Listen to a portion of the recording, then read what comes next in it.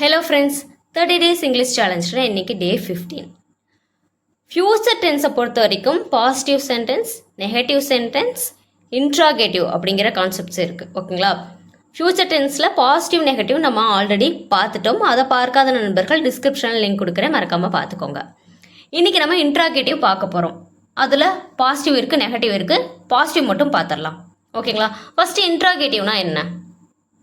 கேள்வி கேட்குறது. சரிங்களா? அவன் நாளைக்கு ஃபங்க்ஷனுக்கு வருவானா அப்படின்னு ஒரு கேள்வி கேட்குறோம் இல்லையா? அவன் நாளைக்கு ஃபங்க்ஷனுக்கு வருவானா? சரிங்களா? அவன் நாளைக்கு வருவானா அப்படின்னு கேட்குறோம் இல்லையா? அதுவே நமக்கு கேள்வி தான். சரிங்களா? ஸோ இன்ட்ராகேட்டிவ் அப்படின்னா என்னது? கேள்வி கேட்குறது. எக்ஸாம்பிள் பார்த்தா இன்னும் ஈஸியாக புரியும். ஓகேங்களா? இப்போது நான் நாளைக்கு ஸ்கூலுக்கு போவேன் அப்படின்னு சொல்கிறோம் இல்லையா? அது எப்படி சொல்லுவோம்? இது வந்துட்டு கொஷின் கிடையாது, நார்மல் சென்டென்ஸ், பாசிட்டிவ் சென்டென்ஸ். ஓகேங்களா? கொஷினாக கிடையாது. இப்போ இதை வச்சு நீங்கள் இன்ட்ராகேட்டிவ் மேக் பண்ணுறது அப்படிங்கிறத நான் சொல்கிறேன். இப்போது I will go to school tomorrow. இப்போ இது பாசிட்டிவ் சென்டென்ஸ். சரிங்களா? நான் நாளை பள்ளிக்கு செல்வேன் அப்படின்னு சொல்கிறோம். இப்போ இதவே எப்படி கேள்வியாக கேட்கலாம்? நீ நாளைக்கு ஸ்கூலுக்கு போவையா? நீ நாளைக்கு ஸ்கூலுக்கு போவையா அப்படின்னு கொஷின் கேட்கலாம். சரிங்களா? இப்போ இந்த இடத்துல நல்லா கவனிச்சிங்க அப்படின்னா ஆக்ஸிலரி வெர்ப் அப்படிங்கிறது வந்துட்டு வில்.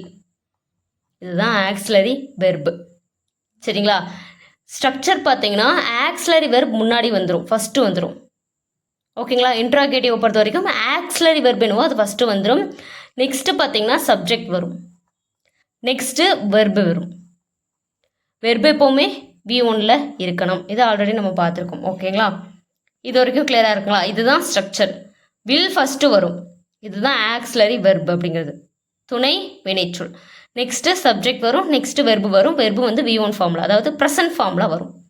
சரிங்களா? இப்போ இது பார்த்தீங்கன்னா I will go to school tomorrow. நான் நாளைக்கு ஸ்கூலுக்கு போவேன். நீ நாளைக்கு ஸ்கூலுக்கு போவையா அப்படின்னா இந்த வில் தானே, ஸ்ட்ரக்சர் பொறுத்த வரைக்கும் வில் தானே ஃபஸ்ட்டு வரணும். அப்போ வில் அப்படி போட்டுடலாம், வில். சரிங்களா?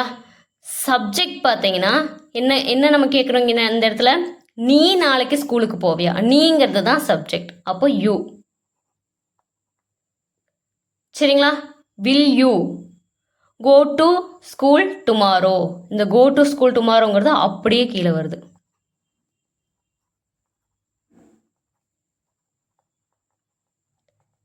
கிளியராக இருக்குங்களா? கடைசியாக கொஷின் மார்க். நீ நாளைக்கு ஸ்கூலுக்கு போவையா அப்படிங்கிறது. ஓகே, நெக்ஸ்ட் எக்ஸாம்பிள் பார்க்கலாம், இன்னும் ஈஸியாகவே புரியும். ஓகேங்களா? அவள் பிறகு என்னை அழைப்பாள். அவள் அப்புறமா எனக்கு கால் பண்ணுவா அப்படின்னு சொல்லுவோம் இல்லையா? அது எப்படி சொல்லுவோம்? She will call me later. அவள் அப்புறமா எனக்கு கால் பண்ணுவா அப்படின்னு சொல்லுவோம். இப்போது இதை வந்து நம்ம கொஷினாக கேட்க போகிறோம். சரிங்களா? அதாவது அவள் பிறகு உன்னை அழைப்பாளா, தமிழில் நம்ம எழுதிக்கலாம். அப்படின்னா இன்னும் ஈஸியாக புரியும். சரிங்களா? அவள் பிறகு உன்னை அழைப்பாளா, அவள் அப்புறமா உனக்கு கால் பண்ணுவாளா அப்படின்னு கேள்வி கேட்குறது. இது நார்மலான பாசிட்டிவ் சென்டென்ஸ். நல்லா கவனிச்சுக்கோங்க. பாசிட்டிவ் சென்டென்ஸ் வச்சு அதுக்கப்புறம் அது எப்படி கொஸ்டினாக கேட்குறதுங்கிறது தான் இப்போ நம்ம பார்த்துட்ருக்கோம். ஸோ ஃபஸ்ட்டு எழுதிருக்கிறது வந்துட்டு ஃப்யூச்சர் டென்ஸ்லேயே பாசிட்டிவ் சென்டென்ஸ். ஓகேங்களா? நெக்ஸ்ட் எழுதுறது வந்து இன்ட்ராகேட்டிவ். சரிங்களா? கேள்வி கேட்குறது. இப்போது அவள் பிறகு என்னை அழைப்பாள், she will call me later. அவள் எனக்கு அப்புறமா கால் பண்ணுவா அப்படின்னு சொல்கிறோம். இப்போ அதை கேள்வியாக கேட்குறது. அவள் உனக்கு அப்புறமா கால் பண்ணுவாளா அப்படின்னு கேட்குறது. இது எப்படி கேட்கலாம்? ஃபஸ்ட்டு என்ன வரும்? ஸ்ட்ரக்சர் பிரகாரம் வில் வருமா? வில் அப்படி போடலாம். ஓகே, சப்ஜெக்ட் என்ன? நெக்ஸ்ட்டு சப்ஜெக்ட் அவள் அப்படிங்கிறது சப்ஜெக்ட், ஷீ. இது வரைக்கும் கிளியராக இருக்குங்களா? Okay, next verb. வெர்பு என்ன? அழைக்கிறது, அதாவது கால் பண்ணுறது. ஓகேங்களா? அதுதான் வெர்பு. ஒரு ஆக்ஷன் நடக்கிறது தான் வெர்பு. சரிங்களா? கால். அவள் பிறகு உன்னை அழைப்பாளா அப்படின்னா will she call me later.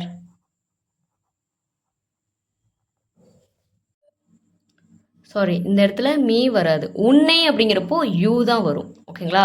என்னை அப்படின்னா தான் மீ, உன்னை அப்படின்னா யூ அப்படிங்கிறது தான் போடணும். ஓகேங்களா?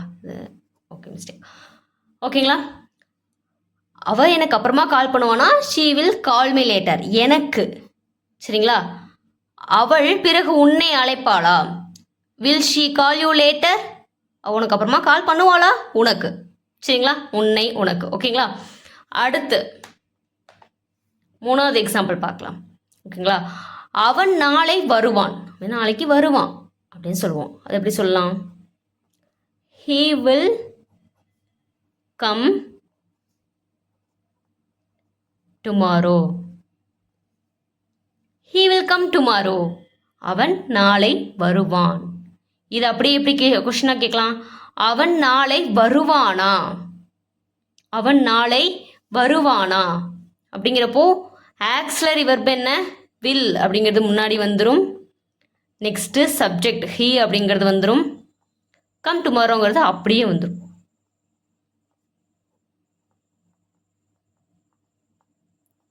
இது வரைக்கும் கிளியராக இருக்குங்களா? ஓகேங்களா?